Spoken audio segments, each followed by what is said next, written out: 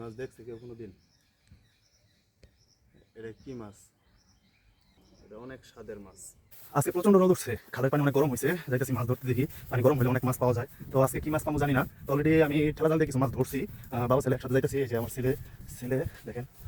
তো আস্তে আস্তে আমরা এই যে খালে চলে আসলাম। তো এখানে খালটা শুকাই গেছে। এটা এর আগে অনেক ভিডিও দেখছেন, এখান থেকেই মাছ ধরা, এখানে জাল ফেলাইছে, তখন বন্যা ছিল।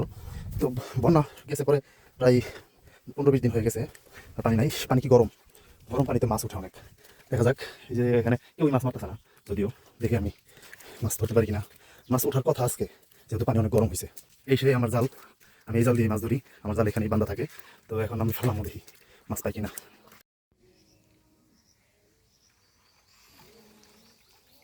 আলহামদুলিল্লাহ, আলহামদুলিল্লাহ।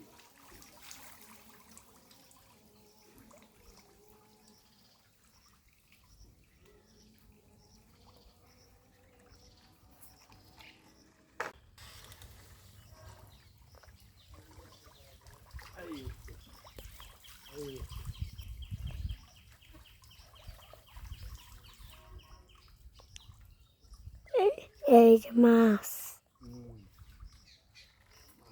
দুই আসছে না?